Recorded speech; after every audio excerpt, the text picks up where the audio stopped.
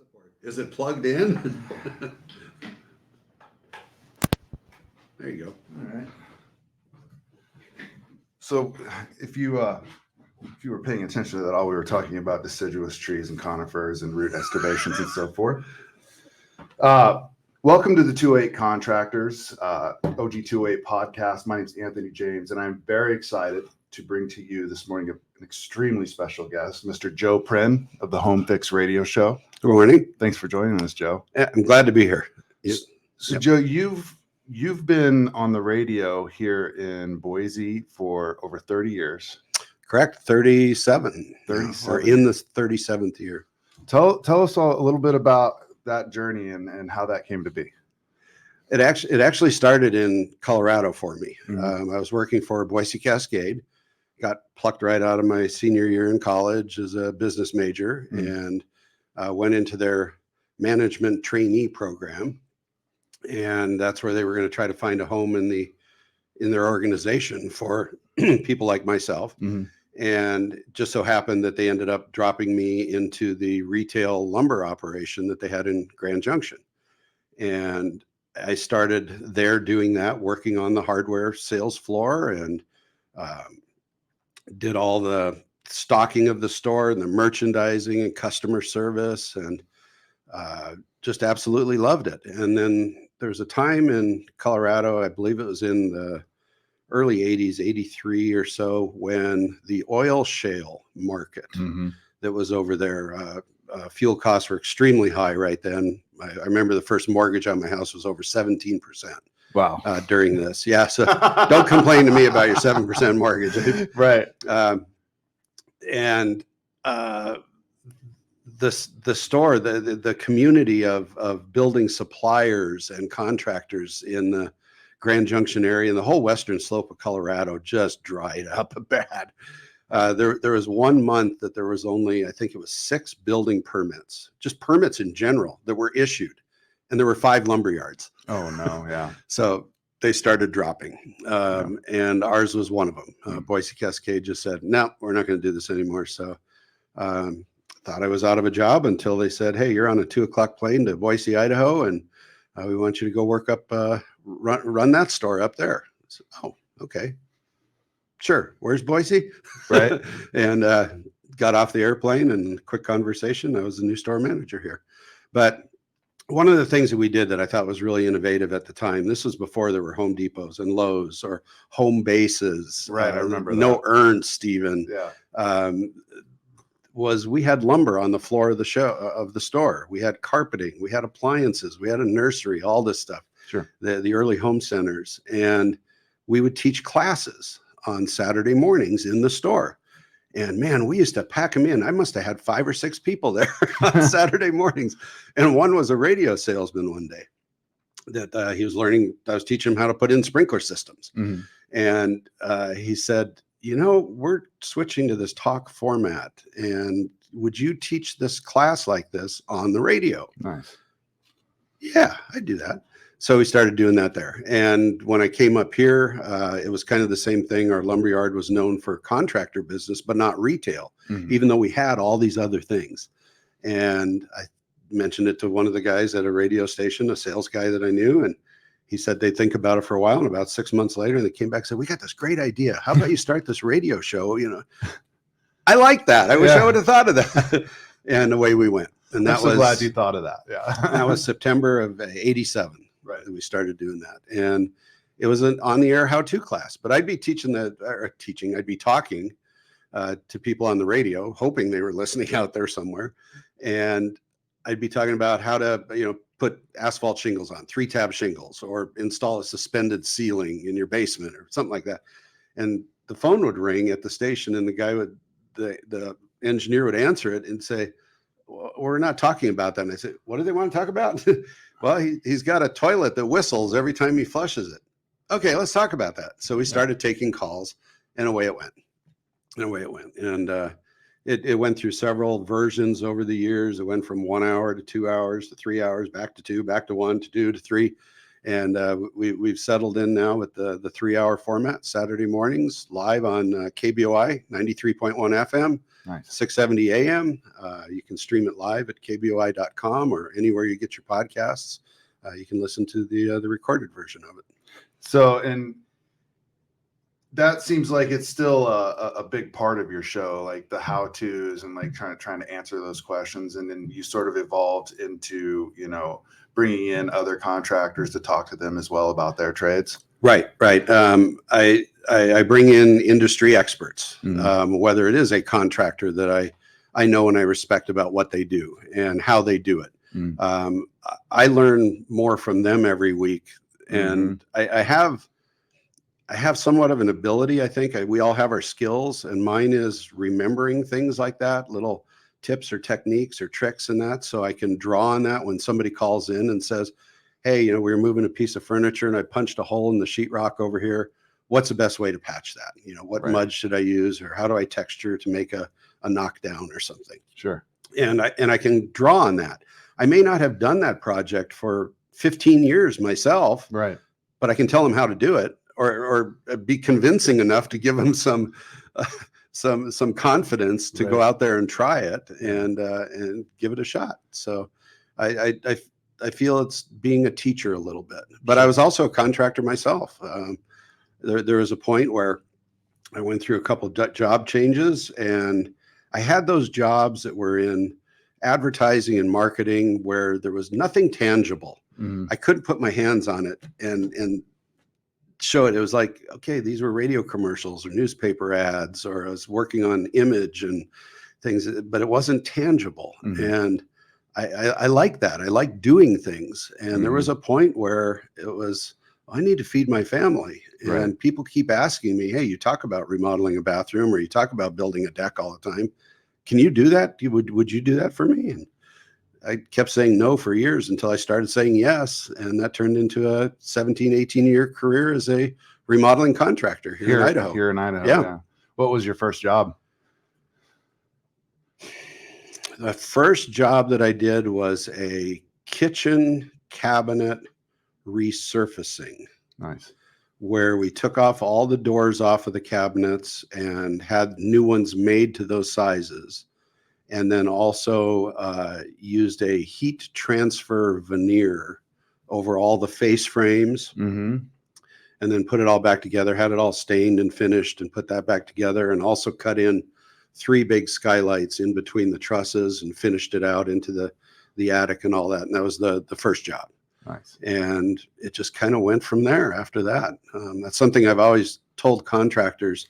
Every now and then I'll have somebody that's new to town or something say, you know, how do I get started in this town or something? I said, just find one job. I said, I don't care if it's just putting new numbers on somebody's house. Yeah. But the day before you go there, I said, I want you to go to the house on each side of that house and the 2 houses across the street, and knock on the doors and tell them, here's my business card. I'm going to be working on this house tomorrow. And if my truck's in your way, or if I'm making too much noise, just let me know. And, oh, what are you doing over there for, you know, Harvey or something? Oh, well, we're just doing some fix-up stuff. I do all kinds of things. Why, you need something done? Well, you know, I've been looking at doing some built-ins next to the fireplace for some bookcases. Sure. You know, can you do that? And yeah, I'll come see you. Can we set up a time maybe tomorrow or next week? And I'll stop by and away it goes. Yep. People trust somebody that they can see and that they can meet. And also the confidence of, well, if Harvey hired him, he must be okay, you know, and they'll bring you into their life. Sure. That's something that, you know, that I've kind of really explored within my business. You know, there's sort of a debate about, you know, and you have a marketing background as well, the debate between, you know, word of mouth. I get all my work from word of mouth, and, you know, the incorporation of marketing. What's your thoughts on that? Yeah, I don't think you can do any one thing exclusively. There's always cross marketing. And today, with digital production, vehicle wraps, professionally done signage, and all that, a business can look larger than life. We're trying to instill confidence in people that we are your go-to for concrete, or for painting, or for additions and remodels. So you have to look pro. I think a lot of people that are very, very skilled craftspeople are horrible at business. Yeah. They don't have confidence in their business. They often underprice themselves. Mhm. I think you will find that most of your customers are not as price sensitive as you think, and the ones that are, you probably don't want. The whole tie-in of everything though has to be very important. I knew a guy that was a drywaller.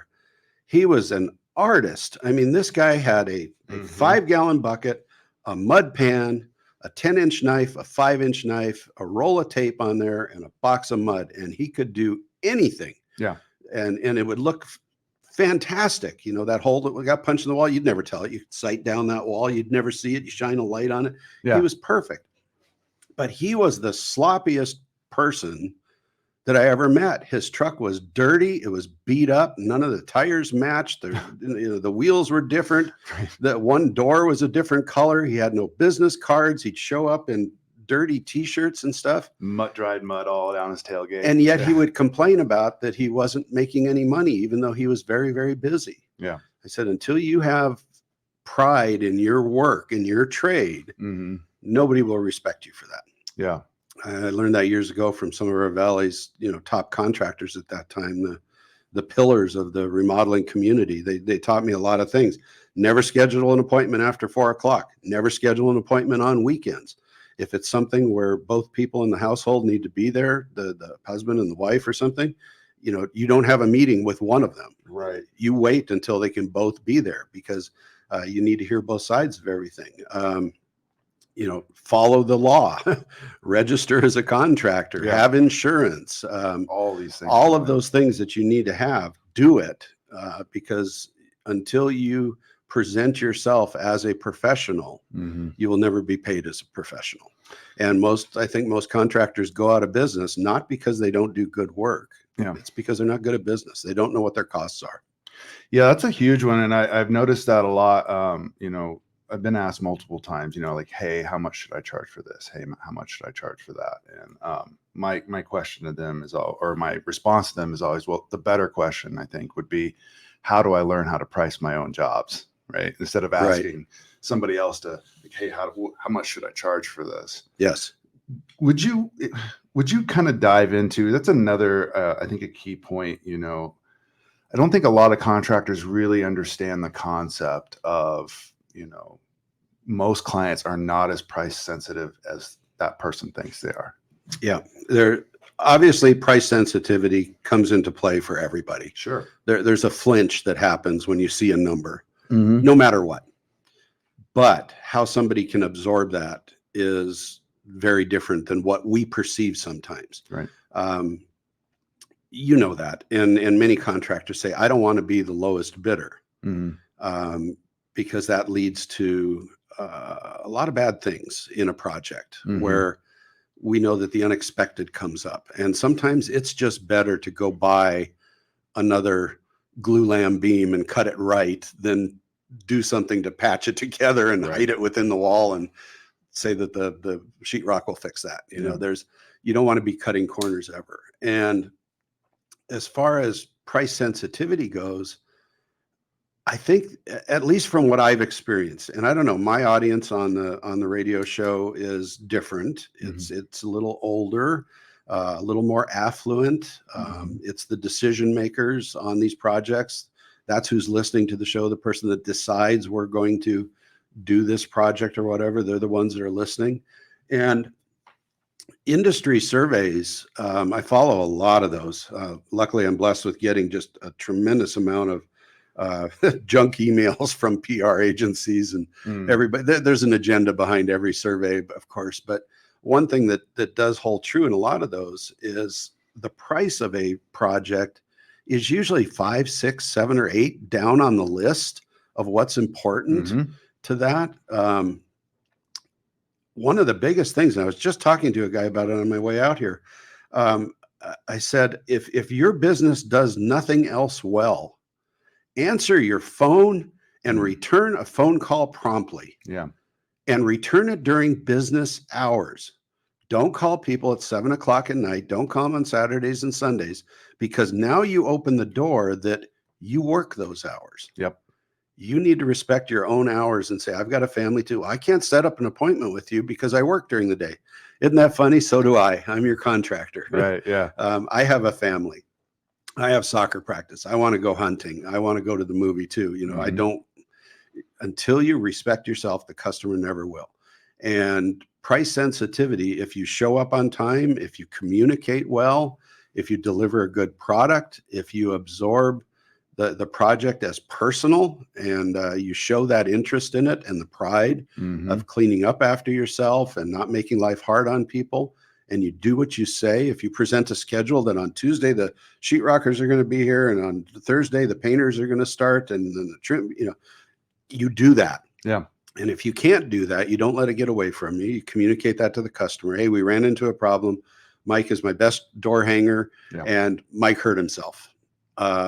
I'd rather wait 3 days until we can get him back here than bring somebody else in because this is the guy we want for this. They'd rather hear that. Yeah. And so prices, it's not there. Now, that doesn't mean you can go out and get crazy. You still have to be somewhat competitive. Sure. But you can earn through value, I think. Anybody that prices themselves out on a time and materials basis, I think that's a mistake. Yeah. I think that's a mistake. How much do you guys charge to hang a storm door? Well, it's the cost of your door and $85 or $150. Yeah. Don't do that. Don't do that. Just say you want a storm door. Okay. The price of the door, the labor, all the other supplies that I'm going to use, whatever, caulking or touch up, whatever it is, extra brick mold, something, it's $300 to hang your door. Well, how much is that by the hour? I don't know. I hang a door for $300 and it's going to be done right. Whether it takes me 3 hours or it takes me 5 hours, I'm going to do it right. And, okay. It's a value to them. How much would you pay to have new countertops in your bathroom? Yep. You don't need to know what the hourly rate is and the cost of the materials and all that. Pick out your materials. I'll build that into it. I'll figure a cost. This is it. Right. Yeah. It's sort of like, asking the waiter to break down all of the cost of the ingredients that went into your steak dinner, I like that. I like that. So yeah. How much does the chef get paid an hour to do T-bones compared to a hamburger? Right. Right. Yeah, and then you mix in all the prep time and everything, what it takes to go get it. Yeah, so this is easy for the old dog here barking at everybody from the porch, right? But I probably go over the top. You're going to hear that today. I'm sorry about that. I go over the top, Joe. On some of these conversations, but that's kind of my radio background. Doing that is overemphasize something, hopefully, so that a little piece of that sticks to the wall. Right. So. I wouldn't know anything about going over the top, Joe. No, you're such a calm and considerate person all the time. So it sounds like, when you're talking about price sensitivity, and you'd mentioned what the client's really looking for, and there's a list of things, and I've seen that list too, but, price is obviously a valid concern, but it's almost never the most deciding factor. It sounds like communication, competency, transparency, that person's ability to actually have certainty in the fact that you are the man for the job. Correct. Yeah, no, I would agree with that. And you and I have both seen this, and probably anybody watching this has had that customer that you ask the question, well, what are you budgeting for this third bay to be added to your garage? Or what are you budgeting for this kitchen remodel? And the customer doesn't want to say, because if they say $35,000, they know that you're going to come in at 37. Right. They don't want to say that. And so I try to tell people that. I said, you need to honestly tell your contractors what you want to spend. Yeah. So that they can design the project to you. Yes. You don't want them to embarrass you by coming in with an $85,000 kitchen, and you don't want to say, I can't afford that. You just say, I'll get back to you. And then you never do. Yeah. So there has to be some reciprocal honesty in this. Yes. And say, okay, I'm going to design this project for you to your budget. But I also want you to have a reserve in there. If your budget is $35,000 on this bathroom, let's say, then I want to design this project at 30. Because all of a sudden you may find that you want an extra towel bar. Right. or you want to upgrade this, or something changes, or we run into some hidden thing that I don't have x-ray vision and I can't Mold tell. behind the tile. Yeah, or there's no header over that window when Yeah. we take out the sheetrock. You've got to be prepared for that. Yeah. And I do too. So we'll communicate and we'll do that. And we don't want to overextend them with that. But the pricing, it's always such a tricky thing. It's a tricky thing. And then you can say, now I'm going to try to design to this. I might be able to save you a bunch of money if we did this. Right. Would you be willing to look at that also? Well, yeah.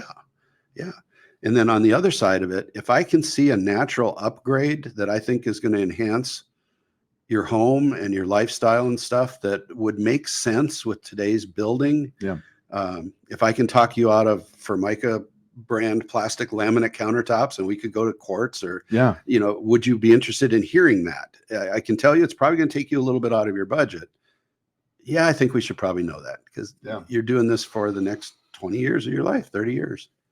Yeah, there's a lot of when you bring up like countertops, Formica versus granite or quartz. I mean, Right. there are some really nice quartz choices out there that will actually fit in a budget for Formica, and Very much so. The client doesn't even understand that because they see how cheap the Formica is, but they don't understand how much more expensive it is in labor.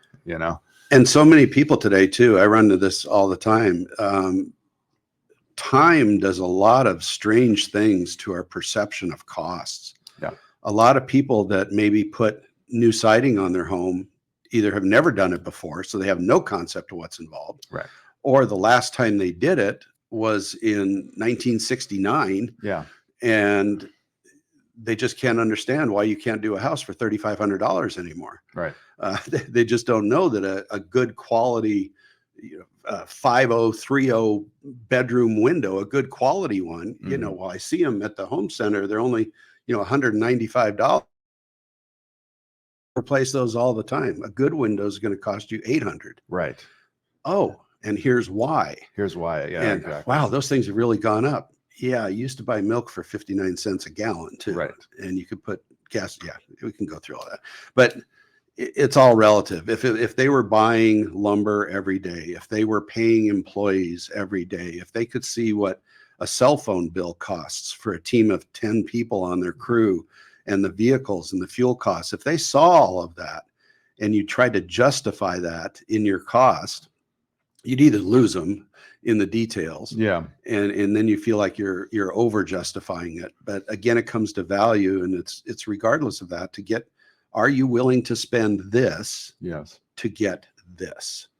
I see that coming in a lot on aging in place conversions, where we're going into homes and we're widening doorways and we're putting in Decora switches rather than those. We're putting in more paddle style faucets or single handles, and we're putting in grab bars in the bathrooms and increasing the lighting and going to solid surface floors rather than carpeting, and all of these things that go into a house. And they say, wow, this is awfully expensive, converting from a tub to a shower. And what's that going to do to my resale value? Right. Why care? Who cares?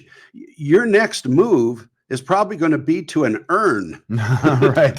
You told me earlier, you want to stay in this house as long as you can. Yeah. We need to do this. You should enjoy this for as long as you can, because if you move into assisted living at $8,000 a month or something, that makes this $40,000 project look pretty small if you're going to be in this house for another 5 or 6 years that you wouldn't have been. Correct.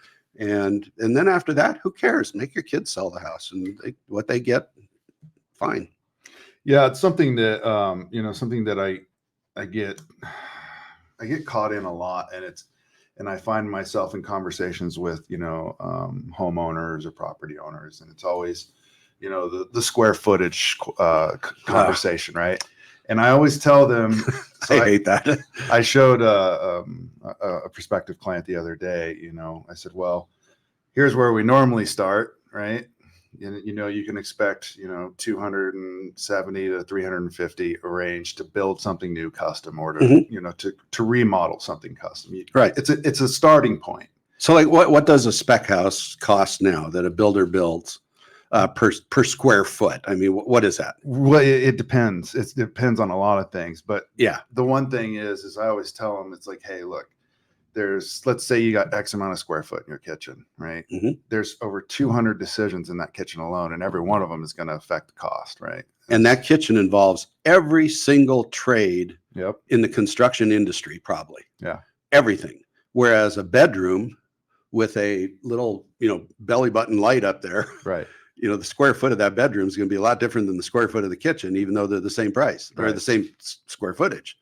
You can't do that. And it's hard to say, what the spec home builders build per square foot. It also depends on, the level of amenities that are going into it. But I had a conversation the other day where we were talking, middle of that road is 300 square foot for, 3,000 square foot, here's what that expectation in a bracket looks like. But then, they asked me to see something I've done in the past. And I was like, this is a great opportunity. So I pulled up this atrium conservatory that was only 800 square feet. And I said, well, this one was $1 million. Yeah. Right. Right. So that's and the whole thing with remodeling that you add on, we just want to bump the kitchen wall out. Yeah. Or we want to, bump out the back of the house and put in, 2 more bedrooms and another bath. Mm-hmm. And they see the cost of new construction because it's advertised by the square foot a lot of times. Yeah. Or something. And you say, yes, but to do that, we're going to affect 100% of your HVAC system. Mm-hmm. We may have to upgrade your electrical panel. Yep. We're going to have to do this with water heaters. Your shingles, I can't just do that. We're going to have to bring that back all into the whole roof. Plus, you've already got a fence and a backyard and neighbors and trees and landscaping, and we're going to tear the crap out of that when we go back there, and we got to make all that better again. Yep. So really, you've got the square footage from property line to this. This is actually cheaper than buying new. Yeah. Yeah. And one of the things that we kind of get involved in too, like you were talking about earlier, is like we want to design it to your budget, and that's what I think, I've seen it happen time and time again where people will go and they will design a project with an architect or anything. And I don't think there's anything wrong with that. But oftentimes people will way over design their budget before they go start, speaking with contractors. And then they're just like, oh no. Yeah. The whole concept of design build came about out of a need. Mm-hmm. And we've all said that, there's some people that can design great projects that can't be built realistically. Yeah. And yet when you have a builder that designs it, he's forced to build that.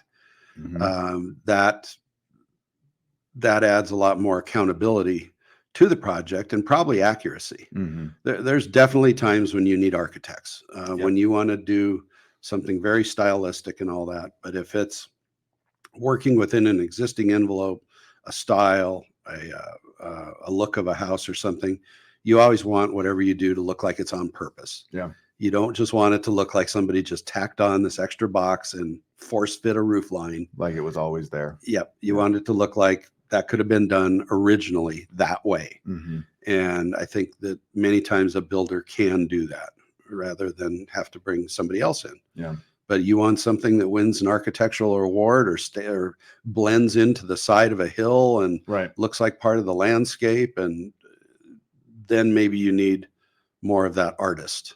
And I think that's a key thing, just kind of thinking about the landscaping. That's one of the items that is almost always overlooked by, either the client or a lot of contractors, right? I know, years ago when I was coming up, it was something was like, oh yeah, we need to talk about the landscaping, right? Mm-hmm. And all that stuff has to be kind of thought out before you go into it.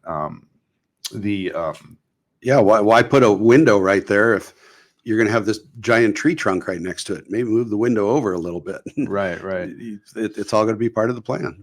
Yeah, it's important to be able to work with somebody who can be that advocate for you. Kind of going back to never tell your contractor your budget because they're gonna take you for all you got. It's like if that's the feeling you really get to, I believe that's probably not the contractor for you, right? You should be able to say, hey, I have a range of this, and we need to stay within that.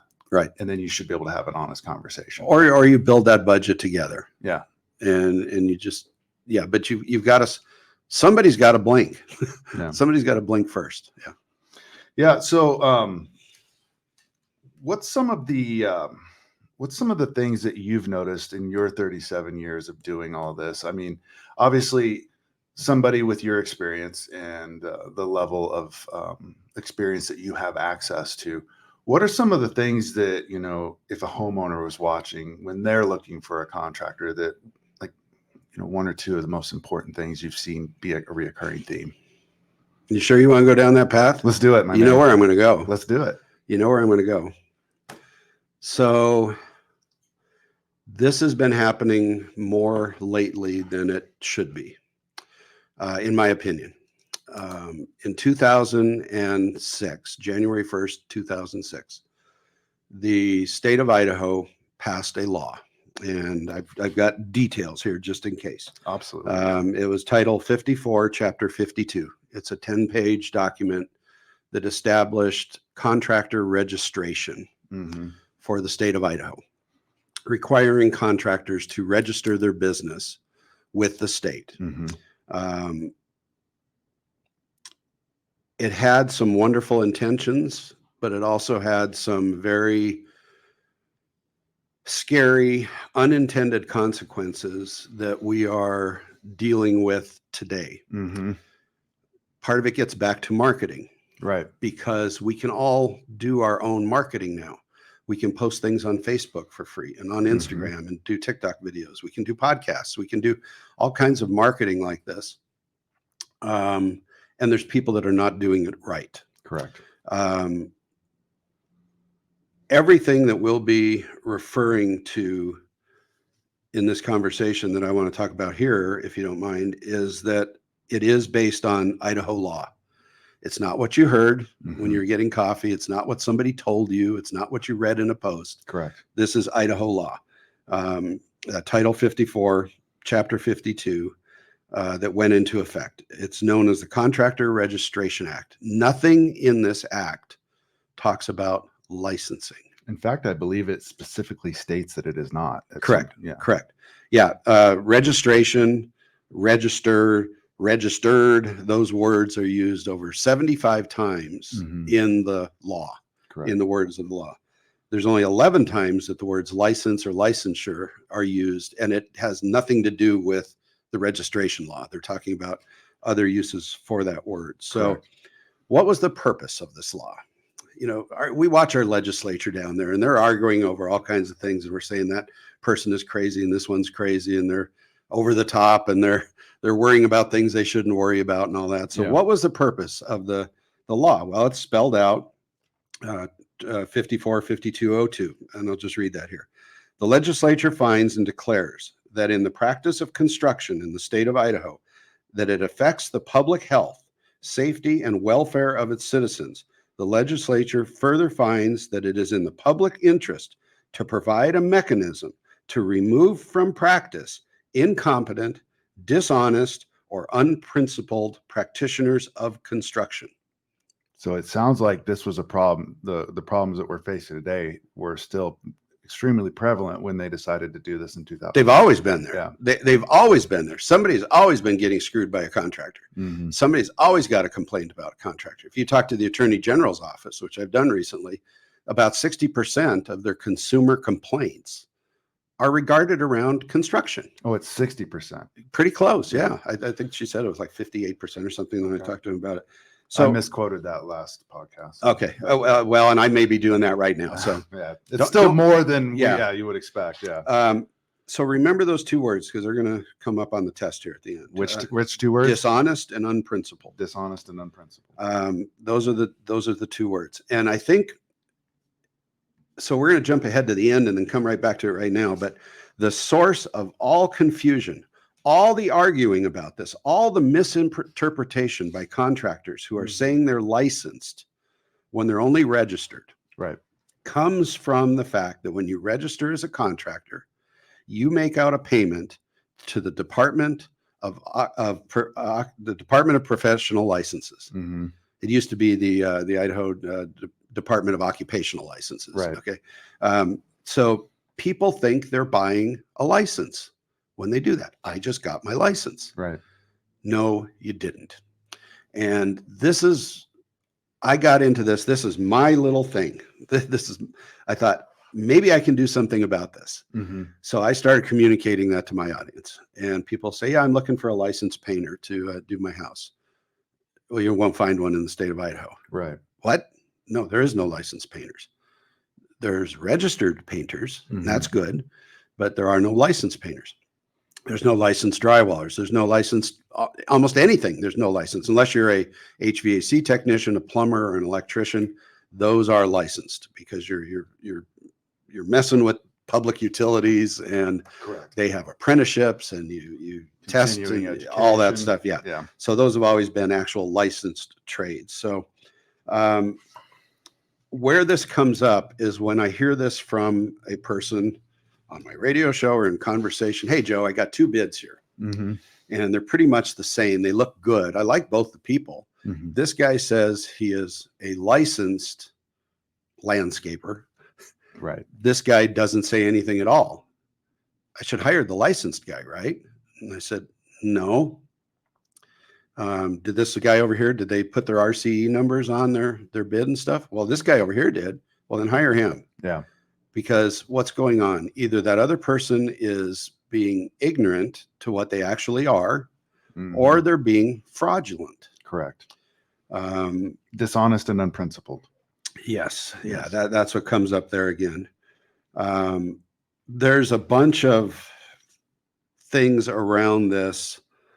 Can I ask a quick question before we move on about that? Yeah, please. So you were touching on, and it is, and I myself even included up until recently when we first met, for me, it wasn't so much an argument. It was just like, what does it matter? Right. We got bigger problems we're facing. Right. But you and I discussed it, but I would like for you to kind of delve a little bit further into, obviously, your MEPs, your high risk variable contracting trades need to have that education about, what it is they're doing. Right. Yes. What in your opinion should happen as far as all these other trades that don't really have any of that? Like, is there a test curriculum that you have looked into, like conveying to some of these agencies, or what do you think should happen? That's going to be a tough sell in Idaho. Yeah. Idaho prides itself. Governor Little communicates it constantly. Yeah. He's passed several things statements where he's trying to reduce regulation and duplicative laws and procedures. He's trying to make the barriers to employment and economic development easier to achieve. Sure. I don't think that you'll ever get, and I say ever in probably any of our lifetimes, I don't think we'll ever see licensing of all the construction trades like we see in some other states. Correct. Yeah. Because we're different than those other states. Mm-hmm. I use the registered term. Why did we register contractors? Well, it's so we can track them down. Mm-hmm. By registering as a contractor, you get a certificate and you get a little card that says you are a registered contractor, RCE, registered contracting entity, or entity contracting. You get that. That's it. It registers the business that you're out there holding yourself out as a contractor. Correct. Doing this. That's it. And it gives the public, if they do some due diligence, it gives them a way to check up on that contractor. Mm-hmm. They can look up that number and see if you are current with the state of Idaho. Sure. Are you maintaining your insurance? Are you maintaining, are you paying for that? That's all it does. It doesn't say how good you are. It doesn't say how skilled you are at your trade. Mm-hmm. It doesn't do any of that. The analogy is you go register your car down at the DMV, or your truck. You go down there and you register it. Correct. It doesn't mean you have a license to drive it. It doesn't say how good of a driver you are. Right. You just registered your truck. Yeah. Well, you just registered your business. Yeah. Now the state can actually access your existence. Yeah. So where it gets me, where it bothers me again, and I passed these on to you at one time. In fact, I even presented this entire packet to the contractors board.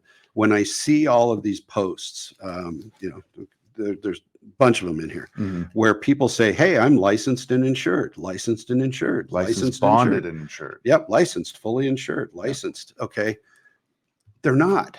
And in the mind of somebody else, unaware, because we all have our little spheres that we live in, and we're good at something, whether it's video games or sewing or gardening or something, but we know the terminology of that little sphere. Yeah. We don't know contractor language. So when we see that licensed, we think, okay, somebody is doing some maybe oversight there. That's what the word licensing tells me, is that they've passed a test. They've demonstrated some proficiency, Some sort of aptitude. Yeah. They've proven that they know something, and it's all an illusion. In the state of Idaho, it's an illusion. So when I see businesses doing that, saying they are licensed contractors, I know that they aren't. Thank you. Yeah, a little stuffy today. Thanks. So the purpose of the communication that I'm doing is I try to educate the consumer and say, you know, contractors aren't licensed. Don't imply that you've got some protection there that you don't have. Right. Because then you hear about the person that's just hopping mad and I want this contract. I want to drag him through the streets of Boise, you know, behind my truck and naked and on fire because, you know, he didn't do this right. And, you know, I want his license taken away. Yeah. He never had one for you to take away. Right. You know, there are some disciplinary things that can be done. Right. But all you need to be a registered contractor in the state of Idaho, it's pretty simple. You need a social security number or a tax ID number. Okay. Your name and address under which you conduct business. That's it. If you have employees, you need a certificate of workers' compensation if you have employees. And you need to show that you have general liability insurance of at least $300,000 minimum. And then a signed statement that you've not been denied previous registration, surrendered, or have had revoked a previous registration or license in another state or in this one. Correct. Yeah. So you may have been licensed in Oregon and you lost your license for some reason. You may not be able to register as a contractor in Idaho if that happened. Or you're lying when you sign off that you've never lost your license. Something that I've noticed too is that there's really no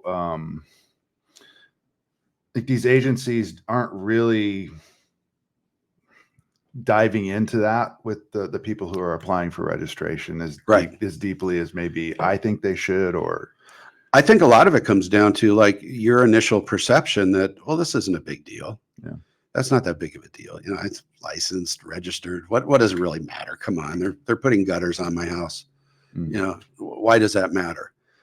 I think it does matter. We talk about in so many other places in our lives that the words that are written matter. I mean, look at the books they're trying to ban right now, right? Somebody felt that those words mattered. Okay, well, maybe these words matter also in the life of somebody that's getting some work done on their homes. Correct.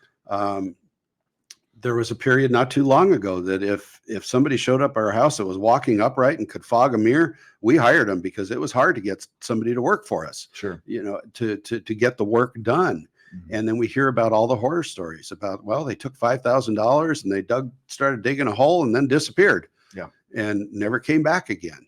Does registration prevent any of that? No, not really. Correct. Yeah. So again, in a state with minimum regulation over how people conduct their business, that puts it back onto us.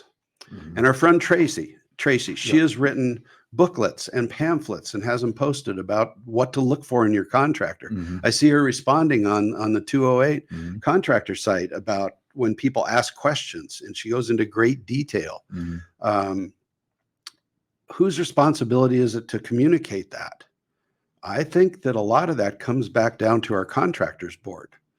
And I've challenged them with that. I've stood in front of them and I said that, you know, if you read in the law what you as a board are supposed to do, you are supposed to, in a way through this, it's very, in fact, you don't even have to interpret it. It says it.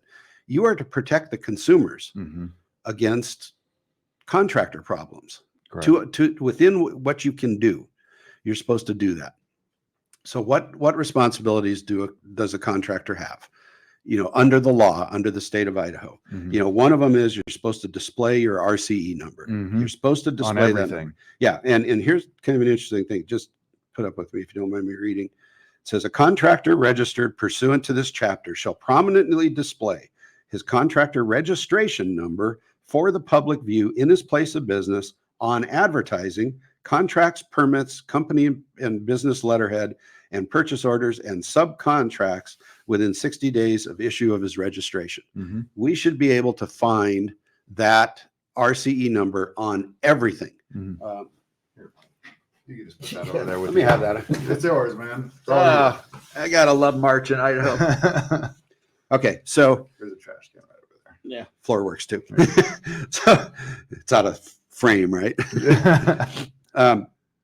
So that means that any form of business advertising, any solicitation for business that you do, virtually anything that's printed or written that you present to customers must have your RCE number on it. Mm-hmm. Prominently, the word prominently was used. You can't have your truck and then you have this thing down there that's this tiny little thing that says, print, because they want people to be able to check in on that or refer to that and find out if you are who you say you are. Mm-hmm. So this could be interpreted that each side of a box van should have that number on it. Absolutely. Not just on the tailgate or on one little thing up on the van or something, on all Facebook ads, Nextdoor, Instagram posts.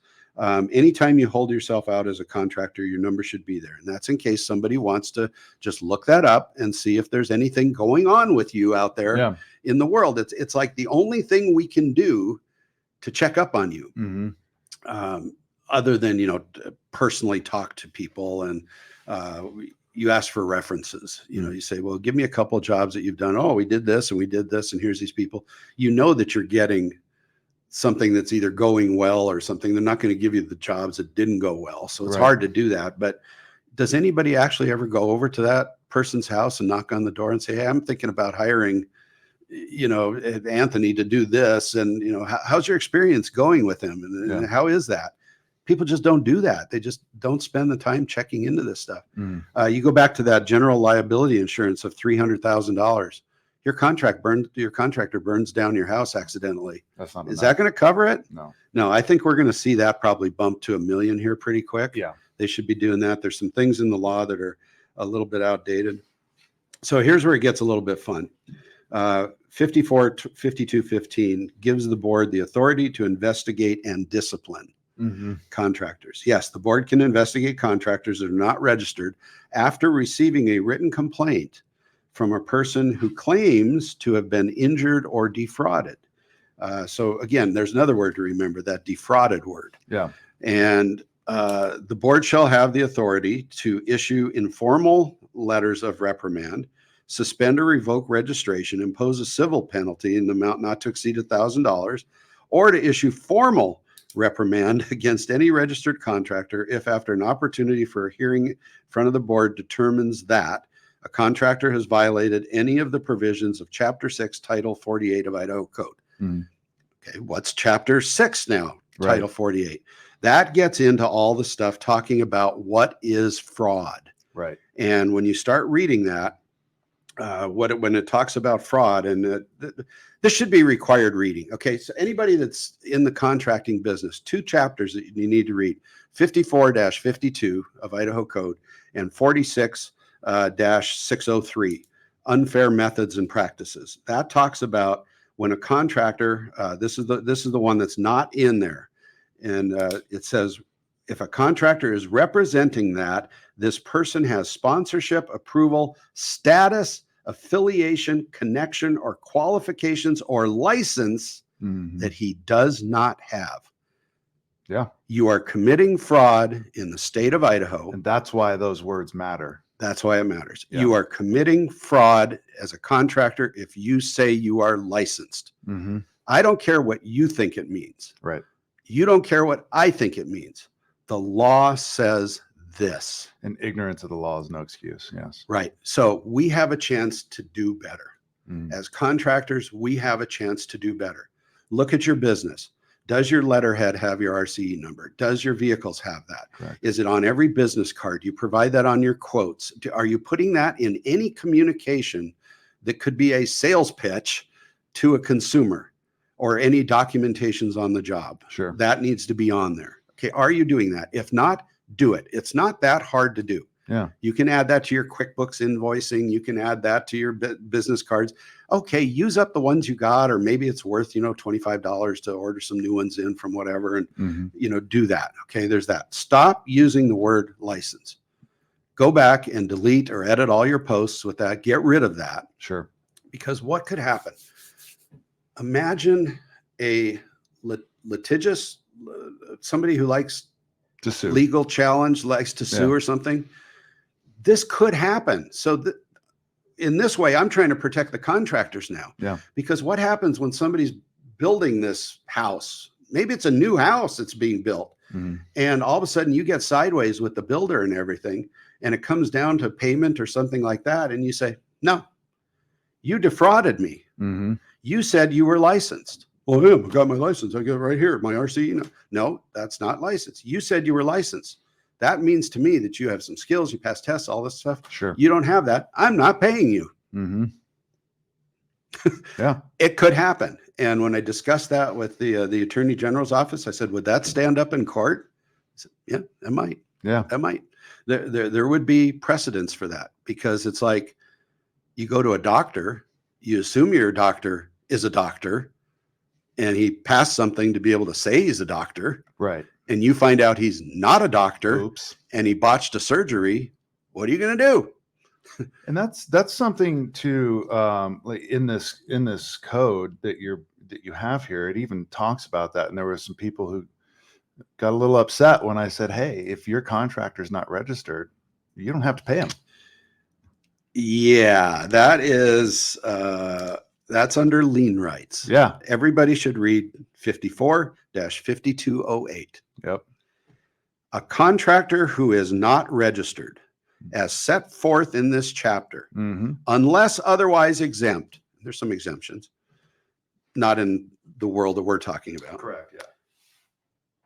Set forth in this chapter shall be denied and shall be deemed to have conclusively waived the right to place a lien on real property as provided for in Chapter 5, Title 45 of Idaho Code, which is the lien right code.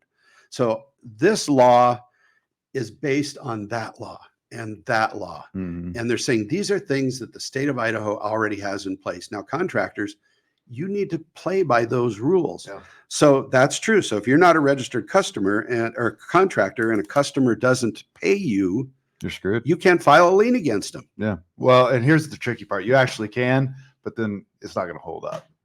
Right. Or it may just kind of slide in under there because there's nobody out there with radar guns checking the speed that the cars are going by on. And it happens. That's an interesting thing that you just bring up, because even in this code too, it talks about, I think that's a huge thing with one of the main reasons why I wanted you on, and why, 208 contractors is really trying to focus on this, because even in that code, it says that the contractors board will and is required to hand out to contractors this stuff in writing in a packet, like literally hand it to you. And they don't do that. And I don't know that that's true. I saw it somewhere. Tracy actually brought it up. Okay. Yeah. Tracy brought it up, and I was like, whoa. So that's crazy. So I had to look that up, and I keep a copy of this with me. It's one of those things where I want to, when I get into an argument with somebody, but I think every contractor should, this is required reading. Yeah. Title 54, Chapter 52. Like I said, it's 10 pages. Read one page every time you go to the bathroom. Just keep it there in the bathroom. But read that, and read it slowly, and say, how does this apply to me? Right. And with a highlighter, highlight that. Don't sit here and scroll and do all this. Print this thing out and take the time to highlight this. And learn how to do that, and say, okay, so this is the stuff that applies to me. Sure. Am I doing this? And I think you'll be surprised at some of the stuff that's there. I think that Idaho has done a good job with the law that they have. When I went down to the legislature and I talked with some of the legislators about this as it was about to be passed in 2005, I made the argument that this is all great and good, but there's no teeth in it. There's no enforcement here. Right. You have to wait for a complaint to be issued before the board can go after them. Mm-hmm. Do we want contractor police out there that when they're driving into the parking lot at Home Depot, they see a painter's van and on it says licensed and insured? And they get out their ticket book and stick it under the windshield wiper and fine them $1,000? Right. Yeah, No, we don't want that. Yeah. There's an opportunity here that I think is very simple that can be done that will take care of this problem within our state. Interesting. And that's a simple communication piece. And I think I gave you a copy of this. Let me see if I got that here. Because I made it up myself and it was so darn good. I want to get it right. What did I do with that? Oh, there it is. I even stole their logo off it just to make it look real, and I had to apologize for doing that. So, but I think at the time of registration, when we go actually to the office and we do this, or we do it online and we get stuff back in the mail, when we get that certificate back in our little card with our RC number on it, there should be this other thing attached to that in some fashion that they got to pay attention to it. And it says important, congratulations. You are now a registered contractor in the state of Idaho. You have been issued an RCE number, which stands for Registered Contracting Entity. Please note, you are not a licensed contractor in the state of Idaho. Do not say that you're a licensed contractor. Do not advertise that you're a licensed contractor. Do not post on social media or websites that you're a licensed contractor. Do not print on your business cards, invoices, quotes, vehicles, trailers, signs, sale, literature that you are licensed. Do not say you are licensed in any way, shape, or form. Otherwise, here's a $1,000 penalty that you're going to be faced with. And then also you are required to prominently post this here. If you have any questions, call us. Let's talk. Yeah. I think that one little slip of paper, and maybe you make it to where they have to sign off on it and send it back or something before everything goes into effect. Maybe that's what has to happen, because the way that the system of registration is set up, there's a lack of communication that goes on there as to what is there. Tracy even found on the Doppel website under contractor registration, she found them using the words licensed in there several times. That was my gripe about it. When I got up there and talked to the board, I had to listen to them do, a period of business before. They were using the word there before I got up to talk. And then once I told them about this, and I gave them 50 examples that I found in the week that I went to the board of people saying they were licensed in that. And I presented that to them. And for some of them, it was, wow, we have a problem. We didn't realize it was out there. Because that's usually not the complaint that they get. Right. But the opportunity is there. And so I told them the same thing. I said, there's ignorance and there's fraudulence. Yeah. In this case, you are no longer ignorant that this is not a problem in the state of Idaho. So your charge by your charter in the law is to protect the consumer. Correct. You've got to do something about this. And I believe they are. I believe they're going to start moving this forward. Awesome. I'll still be attending those meetings and I'll see how they're doing. I provided this. I offered my services if they want somebody that's not on the board to sit on a task force or brainstorm or review documents. I know Tracy has done the same thing. I'm sure you would jump in there and do that. Absolutely. So we can make our trade of contracting better, because none of us want to be known like some of the other trades that are out there in the world that are known for shysters and ripoff and other stuff like that. We don't want to be lumped into that. According to the Attorney General's office, we're there. Something that really that you were kind of touching on, I've said this before. So when I got my license in Oregon, for a Class A general contractor, I had to study this for 2 months. Yeah. I didn't have to study it for 2 months, but I did.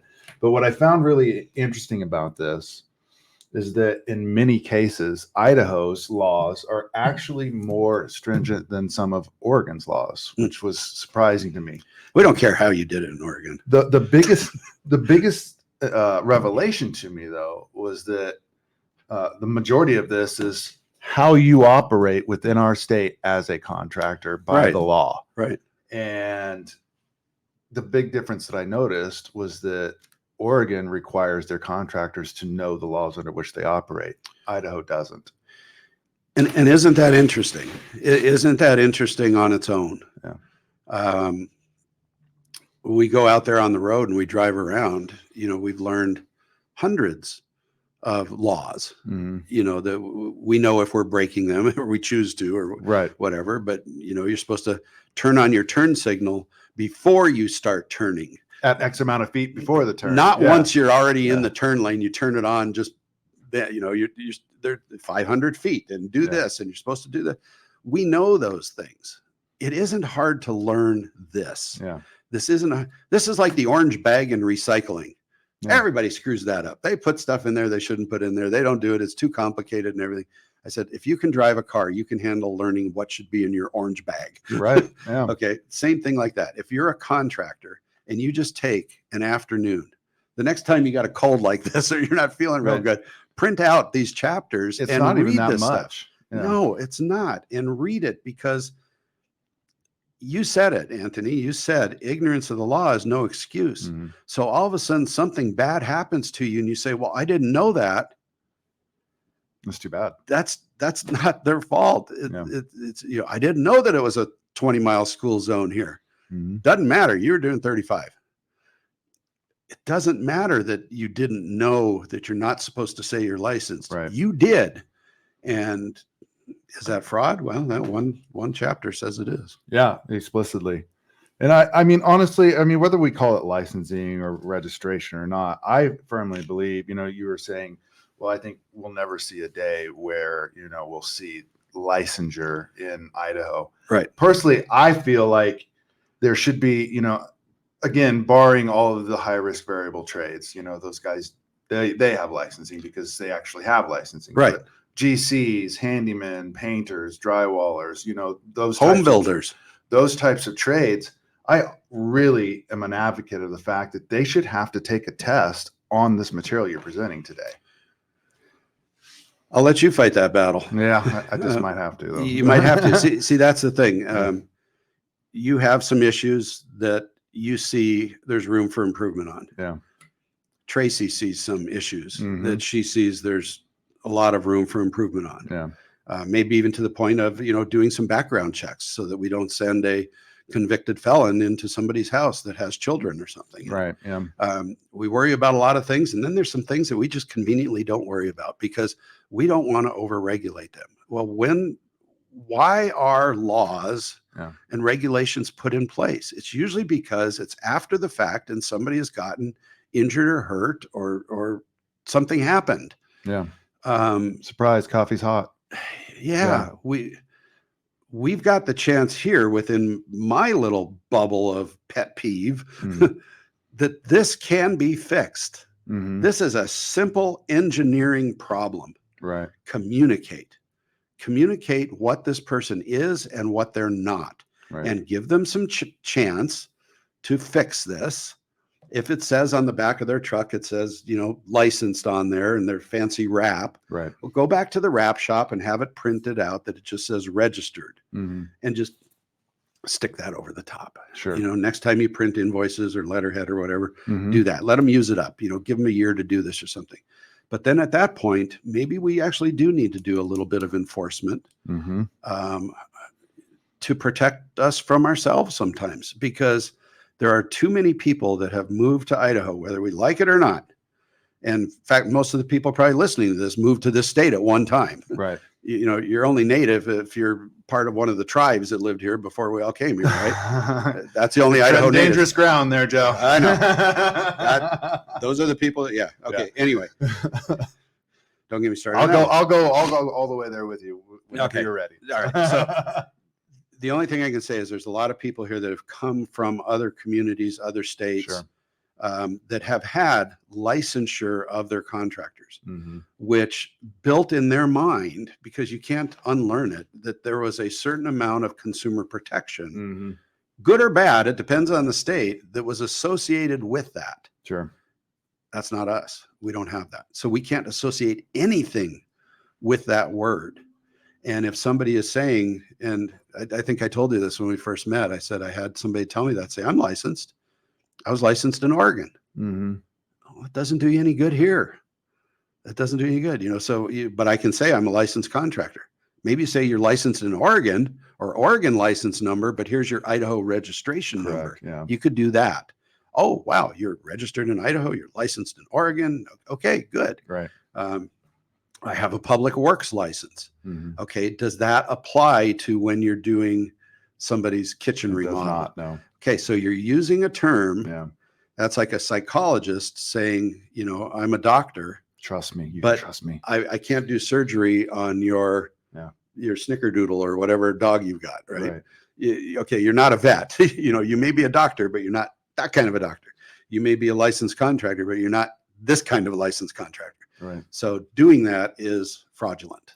And are we ever going to get there? I don't know, but I hope we can move the needle. It's going to take conversations like this and just constant, And so everybody watching this now, they've now learned that. Yeah. And this is going to drive you crazy because somebody right now is staring at the back of a tailgate or is looking at a contractor's van or trailer, and they're seeing on there that they are licensed and insured. Yep. And you're saying, no, you're not.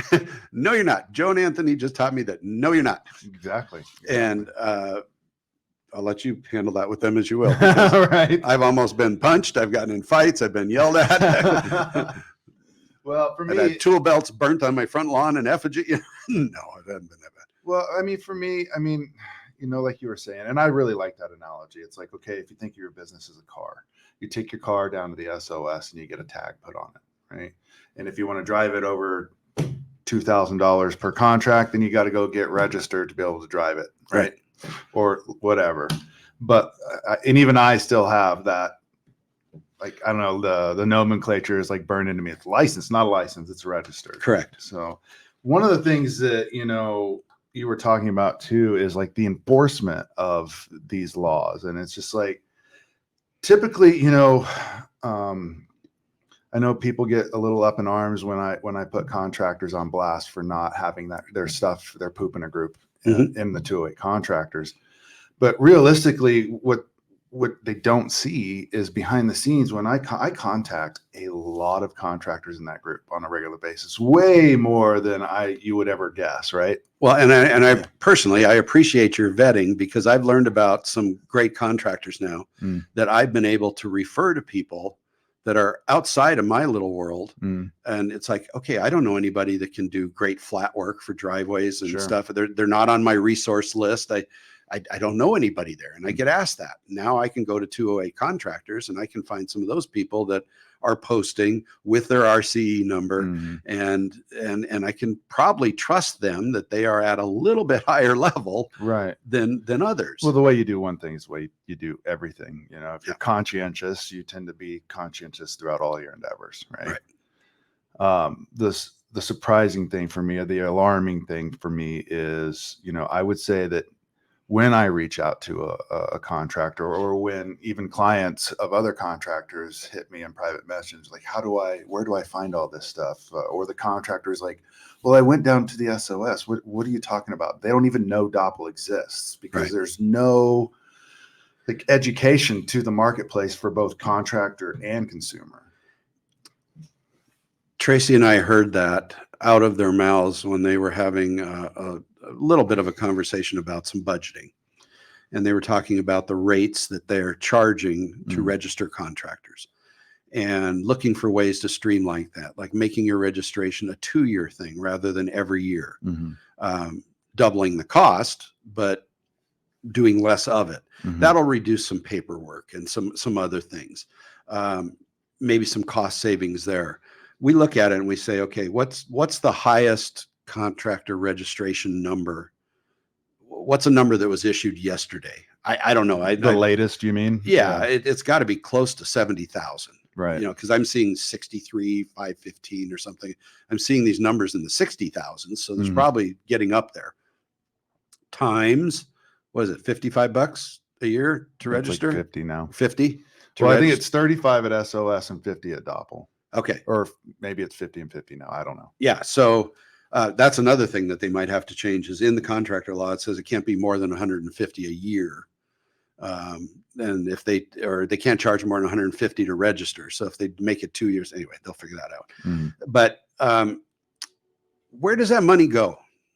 Where does that money go? Okay, somebody run that on their calculator. Take 60,000 times the cost of registration. Mm-hmm. And what is that number? Now that's per year. Yeah. Now, not all 60,000 of those contractors are active. Okay, my number, I was like 703 or something, 706 when I first registered. And then when we changed the business name, I had to redo it. My RCE number was 23,530. I expired in 2013. That's when I stopped being a contractor. So are all those numbers still active? No, but a portion of them are. How many are active contractors? It's 3.5 million, by the way. Yeah. Yeah. This year. Just 1 year. What about last year? Yeah. And the year before, and the year before, and the year before, all the way back to 2006 when people started doing this. Where'd all that money go? It went into a budget, Mm-hmm. and it's paying for the work that this particular board does, Right. but it's also paying for other things in there. It's not like they have a lot of excess money to do this, Mm-hmm. but that's my ask of them right now. Let's set up a marketing budget Or for Doppel. Let's figure out what you really need to be able to do your job effectively, right? Yeah. Or to provide to the consumers what. And part of their job is educating the consumer. Yeah. That's part of what their job is. You see Central District Health doing that. You see Mm-hmm. other government agencies educating the consumer about what they do. Mm-hmm. When was the last time you saw an ad from the state of Idaho about choosing your contractor? Never. And stuff? We don't see it. Yeah. This board is staffed by people that are hardworking individuals. They're contractors themselves, four of the board members from the 4 different quadrants of Idaho. There's one from each area that comes down here, plus some other people, plus somebody that isn't a contractor, has never been a contractor, hasn't ever registered as a contractor. They're on the board too. Okay. So there's a bunch of people there, but it's not a full-time job Right. for them.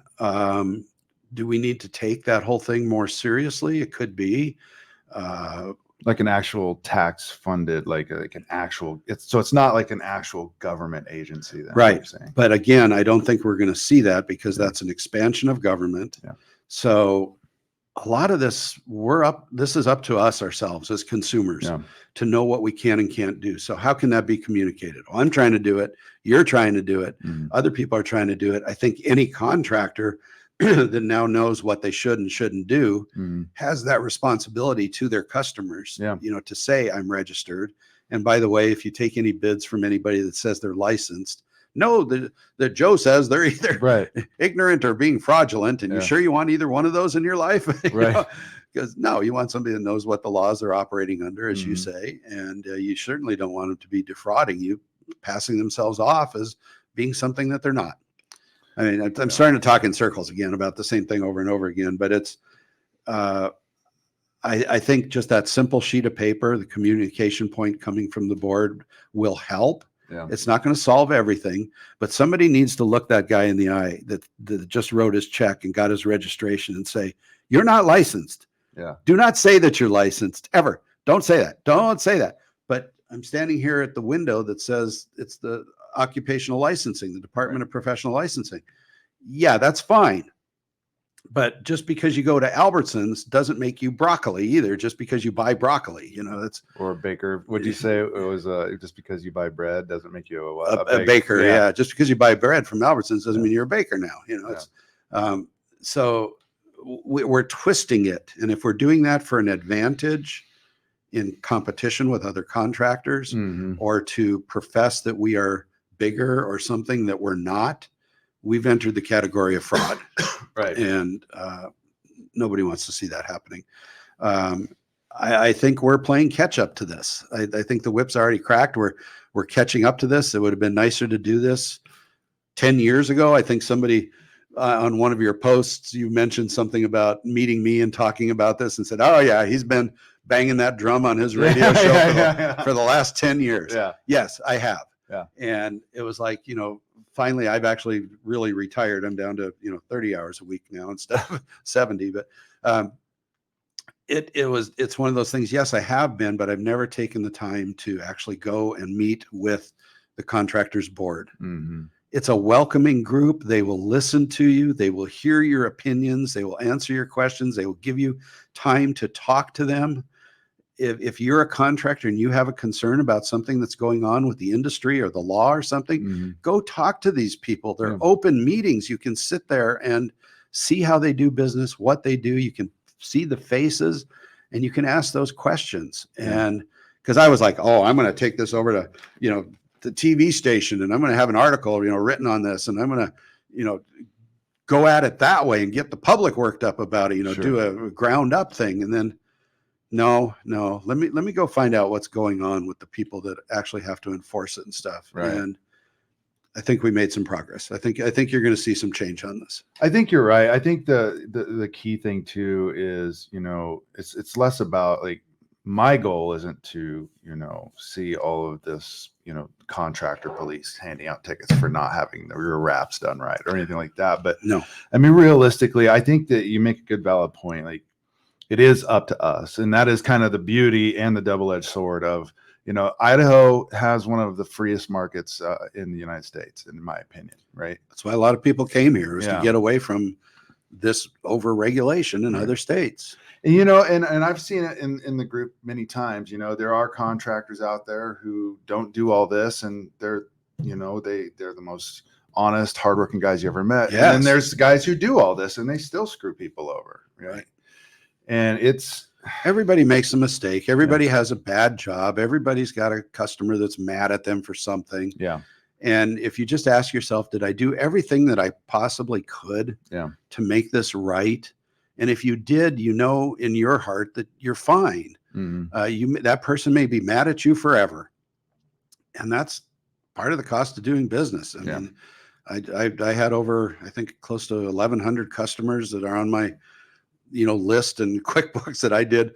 Maybe I just put a new doorbell button on for them, or maybe I did, a major remodel for them. But out of there, there's a handful of those that they think that I'm just the worst person in the whole wide world. Well, you can't please everybody. Yeah. You can't please everybody, but you can eliminate from the equation one more excuse for them to be mad at you. Right. And it's not an it. excuse to just do nothing. Right. Yeah. Right. So going back to, the keywords, you had mentioned defrauding right. I'd like to bring up intent to defraud. Last week's guest had gotten to a point where her and multiple people throughout Idaho had been taken for a lot of money. Right. I think I'm familiar with the case a little bit. Yeah. Yeah. Erica. But one of the things she had mentioned to me was the fact that, once the attorney general had sort of made this ruling on these cases that did come forward, because that's often the case. I see a lot of times people don't come forward because, they feel embarrassed, or it's a point of contention for them. It's heartbreak for them, Right. It's just a lot of, people that get scammed on Facebook, and there's hundreds of thousands of people that have money taken out of their PayPal account and they don't say anything about it. Yeah. Well, what it boiled down to was, the people who did come forward, right? They went to the attorney general and a ruling was made with them. And then everybody behind them was just shut out, right? There was no recourse for them. And then this contractor in particular basically now just has a promise to pay. Right. Yeah. Good luck collecting. Yeah. Because nobody really enforces the civil side of things. Right. And that was, for me, I think for me, it's the stick in my craw is the fact that, the communication, the education of it all, it really is up to us, and I mean, sometimes that frustrates me, but I realize that I sit down with gentlemen like yourself. But the other thing too is, like you'd mentioned earlier, where's the teeth to this, right?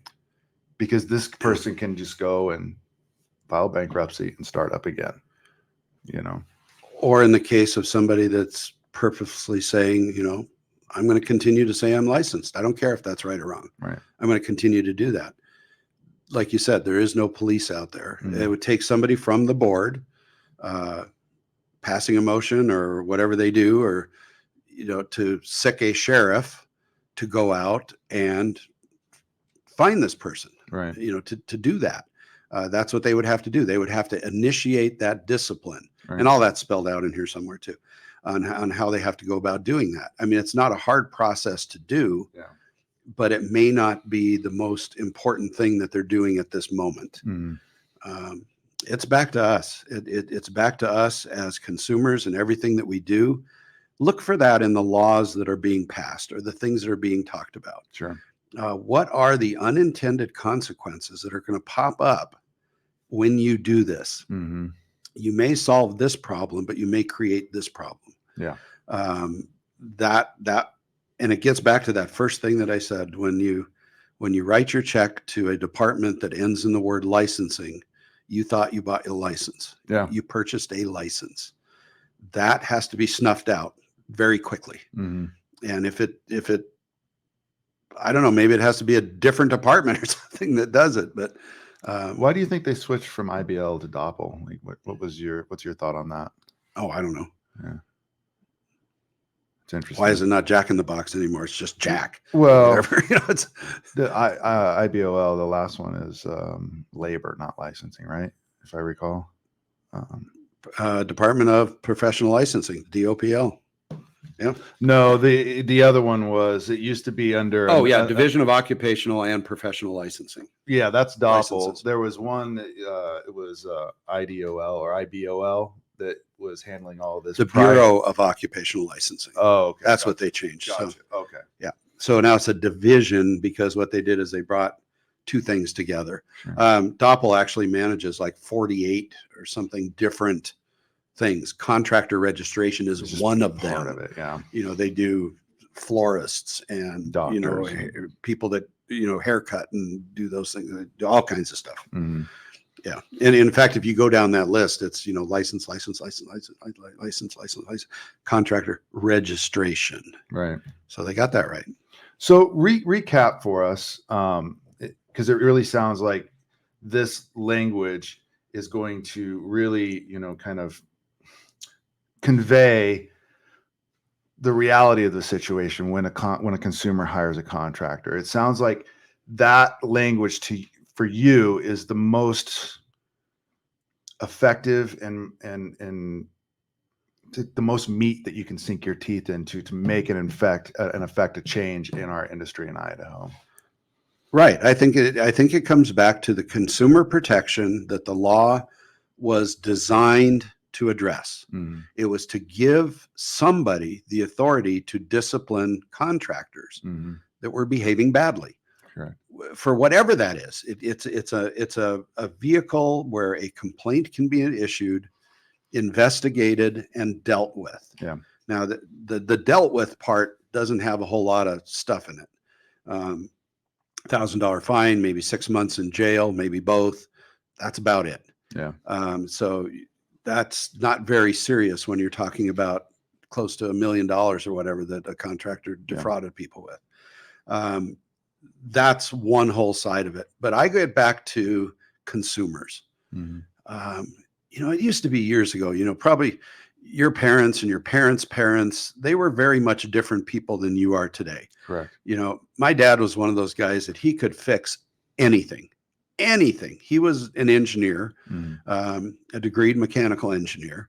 And when something broke, he looked at it as a challenge. Right. That can be fixed. Yeah. I don't care if you can't take that case apart on that, whatever it is. I'm going to take it apart and I'm going to fix that. And he could do that. And he could do auto body on his own cars, and they were beautiful. And he could garden, and he could build a house. He could do everything. Right.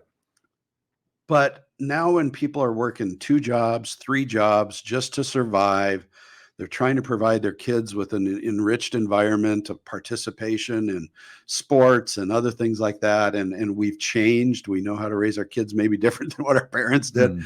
and stuff. We don't have time to know all this stuff. Right. We put trust in something.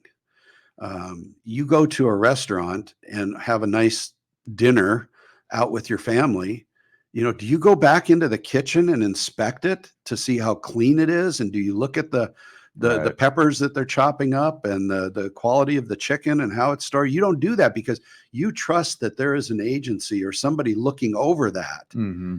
And in this case, there is, Mm-hmm. that is protecting you from that. Contractors and contracting and the work that we do on our house, it's not like we used to do all this stuff ourselves. We don't have time to do that anymore. Yes, there's a do it DIY movement out there that never has gone away. It's always been there, but it's not as big a percentage anymore. And so we trust that the people that we bring into our lives are who they say they are, Mm-hmm. can do what they say they can do. Yeah. And when that doesn't happen, then we want heads to roll sometimes. Some sort of recourse, yeah. And when it's not there, we get frustrated. So again, we came here because we like Idaho and its freedoms Mm-hmm. and its lack of regulation and legislation and all that. You got what you voted for. Yeah. You got exactly what you came here for. Now that it became personal to you, you don't like it. Right. Because this wasn't a problem anywhere else in your life, but now it's a problem for you. Yeah. And so you can't say, we need to do something about this, because I think the only thing that we can do is we can do better from the top down, communicating In education with our contractors, and then from the bottom up, knowing what questions we need to ask mm-hmm. of our contractors and how do we properly vet them and how do we know that we hired the right people. Yeah. And you've seen that, that you've had a wonderful subcontractor that was doing a great job for years and years and years, but now there's been maybe complete turnover on his team and he's not as good as he used to be. Yeah. He's not doing the job anymore. So, who was good last year at roofing may not be who's good this year. Yeah. It all changes. Yeah. Something that, that I noticed a lot too, is like when I started going through this stuff, and the more I go through it, the more I realize that, if the way the law is written is actually it's very well written and it's very succinct for what it is, right? I think so. There's not much in here. Well, they haven't made any amendments or changes to it since 2006. Right. I mean, they haven't even changed one word in it. So it's pretty It's even solid. got the same old font. Yeah. Well, they all do. Yeah. Sometimes it's hard to read. Yeah. But I think that, I think what I kind of realize, and what I think some of the contractors who do push back on this a little bit, I don't think they realize that how much this is for them as well. Right. So here's the other side. Let's flip this around a little bit in the world of absurdness. Why don't we just get rid of this? Why don't we just get rid of this whole registration process? If it's just causing more confusion than good, maybe you just don't need to spend that $50 every year. Why would it matter?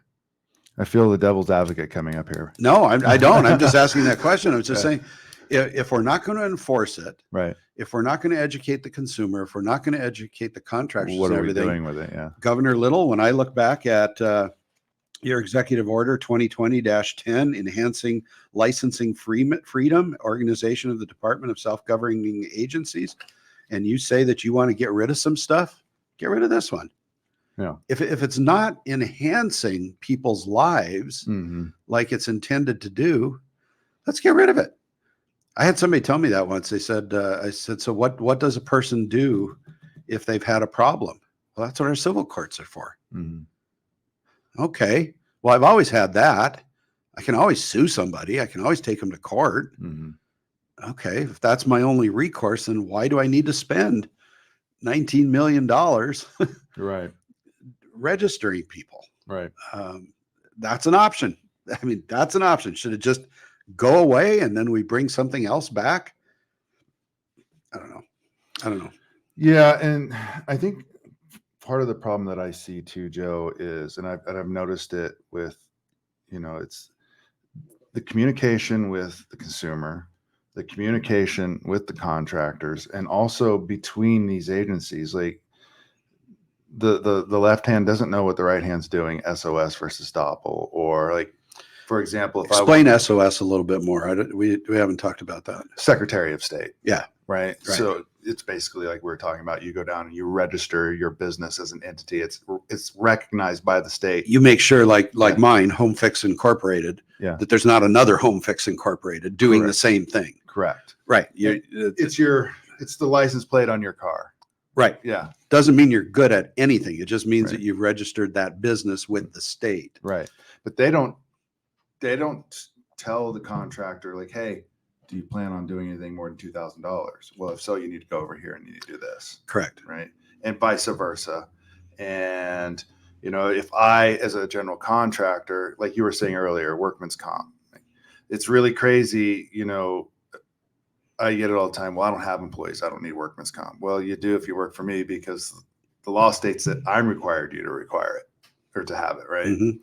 And so in order for me to do that, now I have to go in, and before I cut a subcontractor a check, I got to check him on the Industrial Commission Board. Is his workman's comp in place? When was it in place? Did he just get a cert for a few days to get the contract signed? We check it every time. And I feel like, it's like if a contractor lets his license or his insurance lapse, I mean, there's a huge liability there. Like the insurance company, if you let your car insurance lapse, they're going to contact the DMV, right? And how many people get in car wrecks and you find out the other driver wasn't insured? Well, or it's just this huge, like everybody's just off on their own island, and there's no cohesiveness, right? So how educated does a person need to be to survive in the world of a consumer trying to interact with contractors? I mean, how educated do you need to be? I would just say more than what you are now. Well, I definitely think it's more on the onus of the contractor to be that educated person, what I'm saying, and operate by that. True. Yeah. And are they going to do that willingly? Or do you have to be forced by law or by penalty? Don't know. It's going to be interesting. It's going to be interesting to see where this goes in the future. And you said you had mentioned that you think that you'll see some of this start taking a turn soon. You dive into that a little bit. I think so. I think so. When I had the opportunity to speak to the board, and I was expecting 2 or 3 minutes just to do this thing, so I just really elevator speeched my pet peeve to them about this. Mm-hmm. Then they started asking questions, and we had plenty of time to talk about this. And I said, I expect you to do something about this now that you know this. And they said, we can't see why we can't, or not that we can't, why we wouldn't. Mm-hmm. We agree we need to do something about this. Mm-hmm. I don't think they know what the answers are. They know they have a problem. And I've offered one kind of tongue-in-cheek method of doing that, my little flyer that goes out with everything, but there's some seriousness in that. That's a starting point. And maybe it's a revision on the certificate that they actually print. This is not a license. Right. Don't say you're licensed. Maybe that forceful language needs to be there. Correct. Yeah. I don't know if like I say, I think something will come of this. I think we will hear more about this. We will see more about this. You're definitely going to hear more about it if you listen to my radio show, because it comes up every now and then. Yeah. When like Nate Shellman sits in with me and stuff, he'll just poke me with that a little bit. He'll just throw that out there sometimes. Right. Hey, Joe, how do I find a licensed framer? Shut up, Nate. Setting you up, man.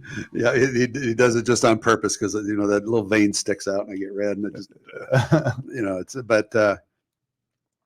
I think it's an interesting place in life when you get to the point where you say, if it's to be, it's up to me. Mm-hmm. And if there's going to be progress made on this for a while, I need to start pushing this. But there's plenty of other people now who have made contact with me. Mm-hmm. Other contractors. I'm with you. You need somebody else to come down and talk? I'm there. Yeah. Can I help you out with this? I'm doing this. I'm passing this on. Mm-hmm. That is growing. Right. The people that know what's right and what's not right that base is growing. We grew it today, just having this conversation. Yeah. We grew that base today. Like I said, you'll never be able to look at that door hanger that the handyman hangs on your door that says he's licensed, bonded, and insured, because Yeah. he's not. Yeah. He's not. There is no licensing for that. And I'll ask him sometimes, well, what's your license number? Well, it's RCE, whatever. Okay, that's your registration number. Yeah. You say you're licensed, though. That is my license. No, it's not. Yeah. And there we go. Then the fight starts. Right.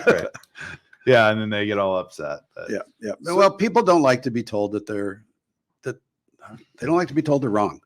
Well, I mean, it's a belief system, and all of a sudden your belief system is shattered. You thought you were licensed. You were proud of that fact. Yeah. I've gone into business. I've done what the state requires. I've got my license. Yeah. No, you don't. Well, us contractors have a bit of ego in everything we do, more so than most trades, I think, or industries, I think. No. Well, that's that artist in us. I think, we like laying our hands to stuff and being able to say, I think I sent you that one thing. We don't build for today. We build for the future. So when people look back and say they did good, that's what we feed off of. They did good. It's not, who did this crap work back in 2024? Right. My God, what were they thinking? Right. Yeah, that's one of the things. I say that, I've said that to subs before. It's like, just look at that, look me in the eye, and tell me you're proud of that. Right. Yeah. It's just like, it's common sense, really. Well, and then you empower them too. You say, look, Yeah. I don't want you doing a bad job. If you know that something needs to be done different, tell me. I would rather say, okay, yeah, let's do a do-over, or let's invest a little bit more here. I'll suck it up. You suck up part of it, but let's tear that soap dish niche out of there and fix that a little bit better. Let's make that something we can be proud of. Yeah. Let's not have that be the thing that these homeowners have to look at every morning when they shower and go, is that tile crooked? Yeah. Let's fix it now rather than hear about it for the next 20 years.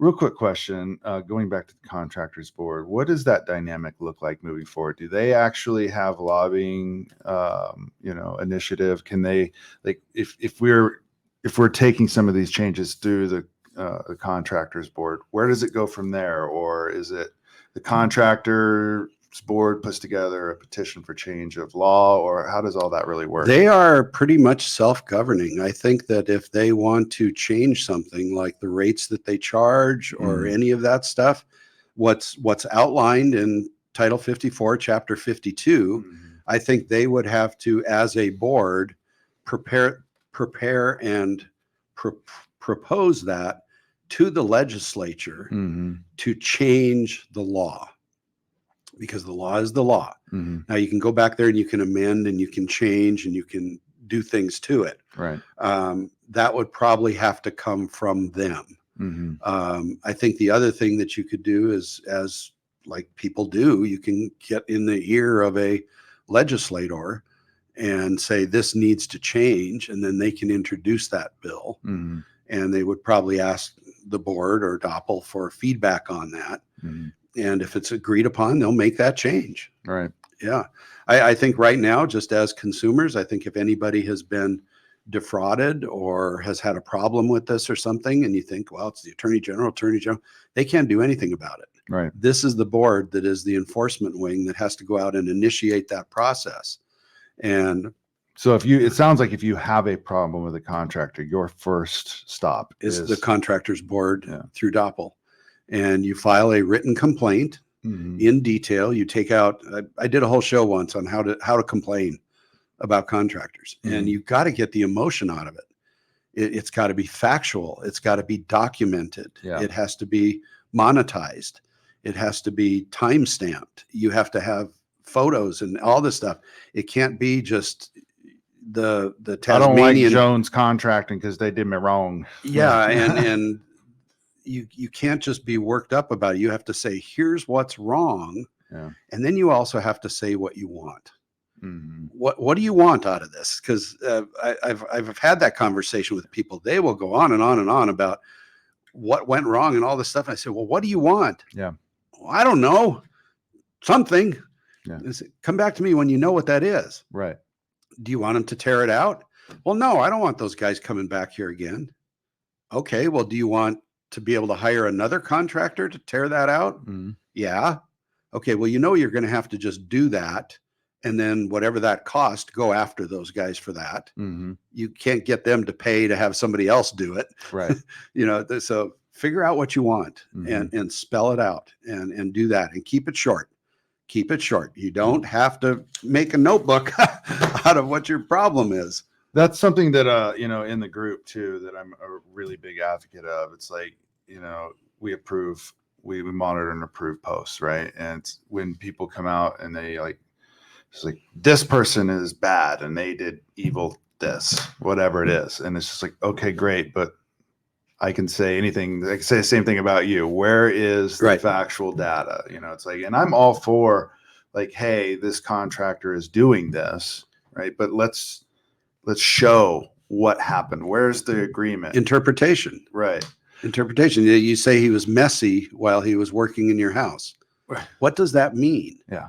Did they leave all their lunch trash all over your dining room table, or did he walk through drywall dust on his way to your bathroom or something? Right. Define that a little bit more. Yeah. Because what's messy for one person isn't messy for another person. So, well, and the other thing too is it's like, it's. I see it all the time too, where and contractors do it too. It's just like everybody uses the internet for this, hey, Dr. Google. Yeah. And it's difficult to, and I've seen it before where people said, hey, this contractor has done this, right? Mm-hmm. And I asked them and I say, okay, well, show me some pictures. Do you have a contract that I can look through? I'm happy to help you if this is the case. I'll, let me look at your situation for more than just your angry claims of it. Right. Yep. And oftentimes I find that, and this is a huge pet peeve of mine as well, Joe. It says it right in our name. We're contractors. Mm-hmm. And it surprises me like how many people, contractors included, go into like large, significant sums of money for a scope of work with just a completely unorganized string of text message. Well, look right here. You see right here. He said, well, I mean, maybe, but yeah. Well, yeah, I think you're exactly right on all of that, and that people will enter into agreements with contractors for some very odd reasons, and different pressure points in their life that make them, I think, compromise what they would normally do because of emotion and enthusiasm for something. Right. I've seen that posted many times where somebody says, well, I didn't want to ask him for his certificate of insurance because I didn't want to offend him. Mm-hmm. I was just glad that somebody showed up and gave me a bid. Right. I don't want to ask for references, then he might just say, well, screw you. I don't want to work for you. Well, if he does, that's a good sign that you didn't want him to work for you. Yeah. Don't worry about that. I wished more people would have asked me as a contractor, are you a registered contractor in the state of Idaho? Yeah. Nobody ever said that. Nobody ever asked that. So I think we assume too much. Mm-hmm. And then when we get into problems, it becomes somebody else's fault when some of that could have been our fault. Yeah. The other side of that, something you said there earlier that turned on a little light in my head here, was I'll talk to people on the radio that say, I'm having a problem with this contractor. Mm-hmm. The guy did this and it's not working, or it's leaking again, or I got this crack or something, and so I'm looking for somebody else to do this and this and this and this. And I'll say, have you talked to your contractor again? Mm-hmm. Well, no, he screwed it up and everything. But you haven't even told him that the tile popped loose on your floor? Yeah. No. Well, you ought to give him a chance to make good. You got to give him that opportunity. Give him an opportunity to fix it. Yeah. Because he doesn't want you thinking that for the next 20 years. Things happen. Yeah. The thin set was too thick. It was too thin. Somebody stepped on it. Who knows what? Right. But give them the opportunity to fix it. Mm-hmm. If they tell you, well, okay, that's a different situation. But, if I'd rather somebody call me up and say, hey, I got a deck board that popped loose. Yeah. And it looks like it never even got screwed down. I would like a chance to go out there and fix that. Yeah. And say, thank you for bringing that up. I am so sorry that we missed that. Mhm. Wow, that's great that you caught that. Thank you for doing that. Sure. And I appreciate you doing that. Is there anything else that you need done while I'm here? Yeah. Can I clean your gutters for you? Or, Yeah. um, I never thought about contacting the contractor again. Give them the chance to make it right. Yeah. And document that Mhm. and see how that conversation goes and do it in writing. Sure. And if you got to send a registered letter or whatever, do that. I can't get a hold of the guy. Oh, well, you'll find him. Well, so that being said, before we wrap this up, Joe, kind of recap what you think are probably the key most importance for a consumer when hiring a contractor. Give them that synopsis, that overview, so they can just burned in their mind of what you think are the most important key factors.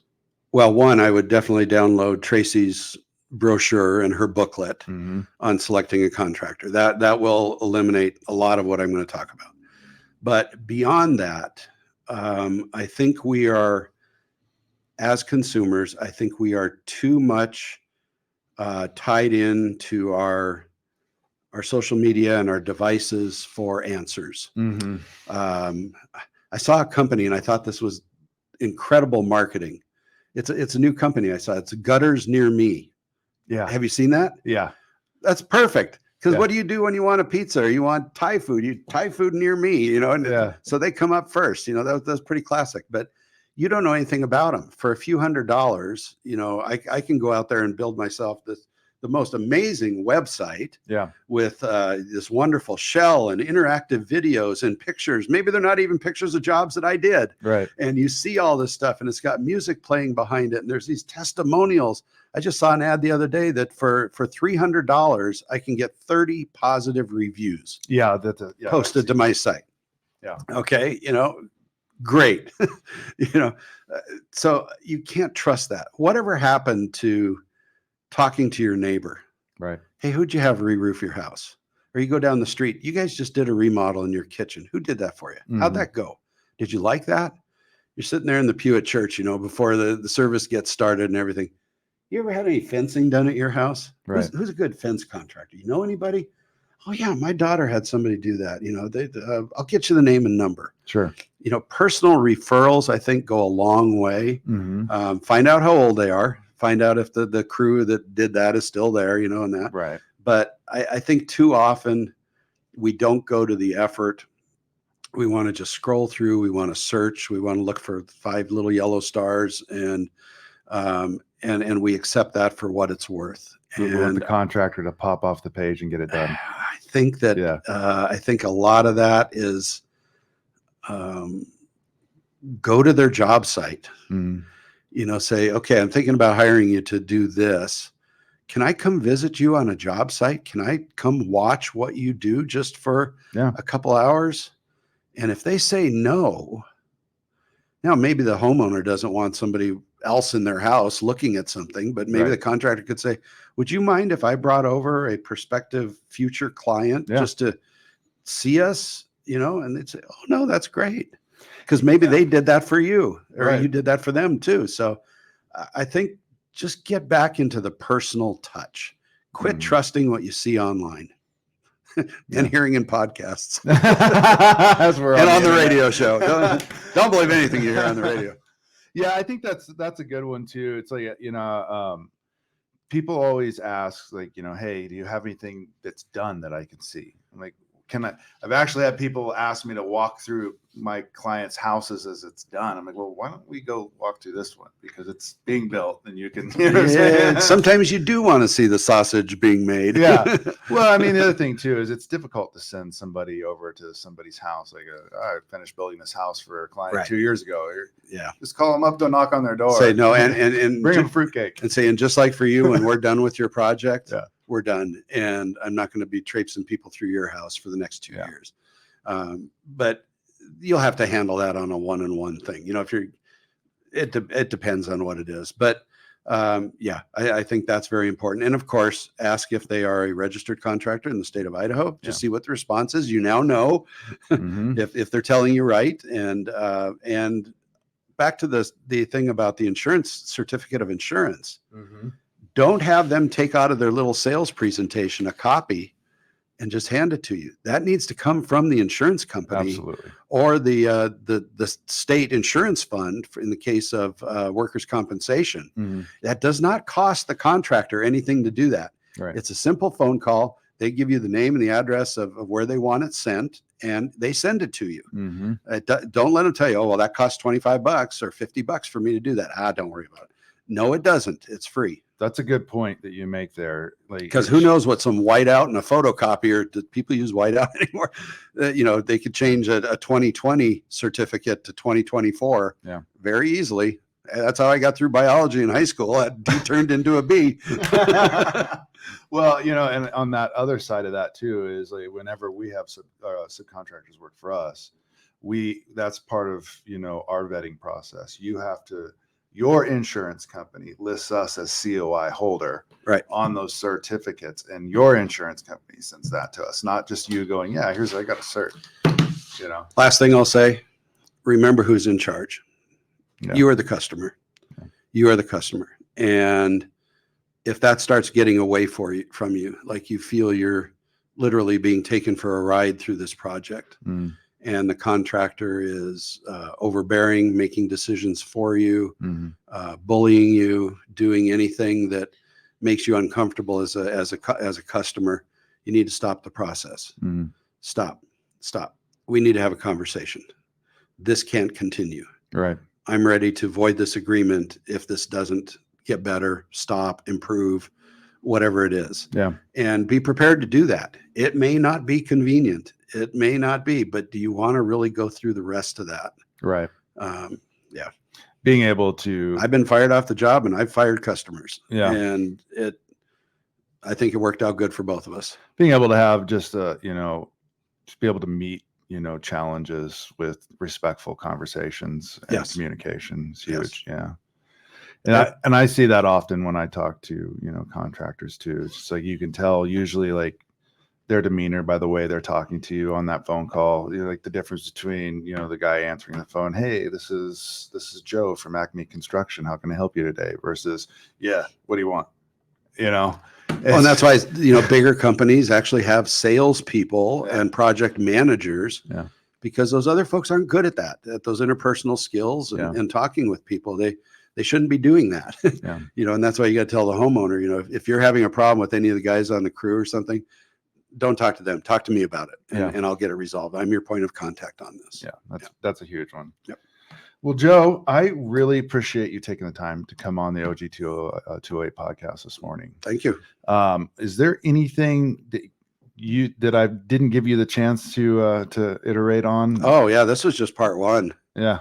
Oh, we got to talk about people that flip houses, and we got to talk about all kinds of things. And when you need to be a contractor, do you know what the definition of a contractor even is? Right. And all of that, you might be surprised. So everybody go out there and print out Title 54, Chapter 52, all 10 pages of it. Read it. And then if you want to get a little bit deeper, you can get into the fraud section, which, was, where was that? What was that title? I don't remember. I told you earlier, rewind and go back to that. But read those things. As a consumer, read it. And as a contractor, read it. Sure. You need to know what you are and you aren't, and where your rights are, and what is fake news, chatter, mythology, and what is the law. Right. Yeah. I mean, it's important for, the contract. It is for the contractor too, because if they know how to do these things and they understand why they're doing them. I mean, I firmly believe that the majority of contractors out there want to serve their customers. Sure, they do. And this can only help them do that, I believe. Yeah, no contractor wants to just be one and done on projects. They want repeat business. I want you to call me the next time you do it, or you move to a new house. I want you to call me again and again and again. It's easier to get a customer back for a second time than it is to get a new customer every time. And a lot of, you talked about that in the very beginning about word of mouth and all that. very important, Yeah. important, because that's what people want. That's why car dealerships want to provide a great experience most of the time to people, because the next time they need a new car, they want them coming back. Yeah. Next time you want a deck built, even though I just finished remodeling a bathroom, I want you to call me. Yeah, that experience thing too is huge, because I think, it's, you got to take that client. One of the first things I ask them is, like, what's your experience with this kind of work before? You've ever done this to a house before? Right. Because do you know what you're in for when I Right. take away your kitchen sink right. for up to 6 weeks? Yeah. Do you know how that's going to disrupt your life? Right. Cooking out on the grill is going to be fun for about a week and a half. Yeah. Eating the prepared dinners. And by the way, you need to budget an extra, $500 a month for eating out, and put that into the remodeling budget, because your food bill just went up because you're door dashing and you're doing all that. Yep. A lot more than just going to get a bowl of cereal in the morning. Absolutely. Yeah. I mean, it's the first week, it's like, yeah. The second week, it's like, yeah. The third, it's like, you get out of my house. Everything is fun until the drywall starts. I used to tell them, you're going to love me until the drywall starts. Yeah. And then you're going to love me again when the drywall's done. Right. But that little, 3, 4, 5, 6 days in between there, you're going to hate it. Yeah. Dust is going to show up in places you didn't even know you had. Yeah. I mean, we could put in a whole ventilation system. Oh, You're yeah. still going to have dust. Yeah. Yeah. So, Joe, you are the best way to contact you is obviously on your radio show every Saturday morning. Tell us a little bit about that again, really quick. Okay. The show is live every Saturday morning Uh-huh. on KBOI, 93.1 FM, 670 AM. Mm-hmm. You can also stream live at kboi.com. You can find podcasts of previous episodes of the show at kboi.com or wherever you get your podcasts. If you want to talk to me at any time, the best thing is an email. Send it to joe@joeprin.com, Prin, joe@joeprin.com. And I have my resource list up there at that same address, joeprin.com. But I'm liking what you do with the 208 contractors also. And I hope to be able to continue this relationship. And I think we've got a good thing. I'm not going to do podcasts. You're probably not going to do a radio show, but there's a place for both of these Absolutely. in our community. So Absolutely. you do what you do. I'll do what I do. And let's get the word out there together. Well, let's pick a date when you're going to be on the radio with me. Absolutely. We'll do this again. We'll talk about what a contractor actually is. Versus what's not. And are you breaking the law by fixing up your house and then selling it yourself? Mm-hmm. You might be. You might be surprised. You might be surprised. Well, and I also am very honored to, if you're in the 208 contractors group, Joe is a member of it. Absolutely a very honored guest to have you. And pardon me if I stick my nose into some of the comments every now and then. No, that's what it's for. I swore I wasn't going to do as much of that as to keep my nose out of other people's business. I have my own platform. I don't need to do that here. Well, Joe, I, for one, just want to say and express my immense gratitude for not only your membership in the group, but the experience and wisdom you bring to the table, and for taking the time to join me on the podcast this morning. I really appreciate it, sir. You're welcome. Thank you for the invite. Appreciate it. Thanks a lot, everybody. Have a wonderful week. See ya.